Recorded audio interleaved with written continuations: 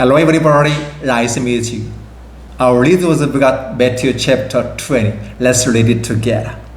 For the kingdom of heaven is like a landowner who went out early in the morning to hire men to work in his vineyard. He agreed to pay them a denarius for a day and send them into his vineyard. About the third hour, he went out and saw others standing in the marketplace doing nothing. He told them, "You also go and work in my vineyard, and I will pay you whatever is right." So they went.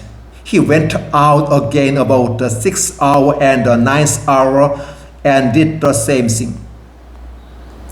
About the 11th hour, he went out and found still others standing around. He asked them, "Why have you been standing here all day long doing nothing?"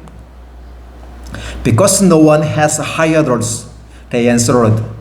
He said to them, "You also go and work in my vineyard." When evening came, the owner of the vineyard said to his foreman, "Call the workers and pay them their wages, beginning with the last ones hired and going on to the first." The workers who were hired about the 11th hour came and each received the denarius. So when those came who were hired first, they expect to receive more, but each one of them also received the denarius. When they received it, they began to grumble against the landowner. "This man who were hired last worked only 1 hour," they said, "and you have made them equal to us who have borne to the burden of the work and the heat of the day." But he answered one of them, "Friend, I'm not being unfair to you. Didn't you read work for denarius? Take your pay and go. I want to give the man who was hired last the same as I gave you. Don't I have the right to do what I want to with my own money? Or are you envious because I am generous? So the last will be first, and the first will be last."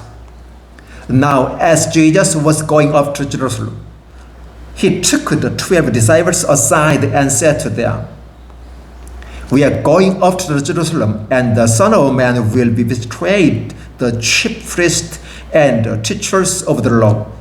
They will condemn him to death and will turn him over to the Gentiles to be mocked and flogged and crucified. On the third day, he will be raised to life." Then the mother of Zebedee's sons came to Jesus with her sons, and laying down asked the favor of him.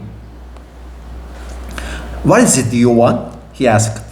She said, "Grant that one of these 2 sons of mine may sit at your right and the other at your left in your kingdom."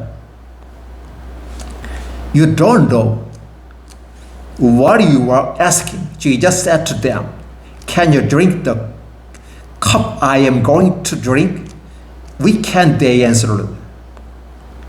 Jesus said to them, "Will you indeed drink from my cup? But to sit at my right or left is not for me to grant. These places belong to those whom they have been prepared by my Father."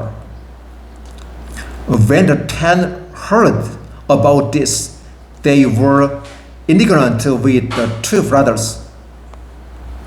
Jesus called them together and said, "You know that the rulers of the Gentiles lord it over them, and their hired officials exercise authority over them. Not so with you in that whoever wants to become great among you must be your servant, and whoever wants to be first must be your slave. Just as the Son of Man did not come to be served, but to serve and to give his life as a ransom for many." As Jesus and his disciples were leaving Jericho, a large crowd followed him. Two blind men were sitting by the roadside, and when they heard that Jesus was going by, they shouted, "Lord, Son of David, have mercy on us." The crowd rebuked them and told them to be quiet, but they shouted all the louder, "Lord, Son of David, have mercy on us." Jesus stopped and called them. "What do you want me to do for you?" he asked. "Lord," they answered, "we want our sight." Jesus had compassion on them and touched their eyes. Immediately they received their sight and followed him. Matthew chapter 20, verses 1 through 34. Thank you.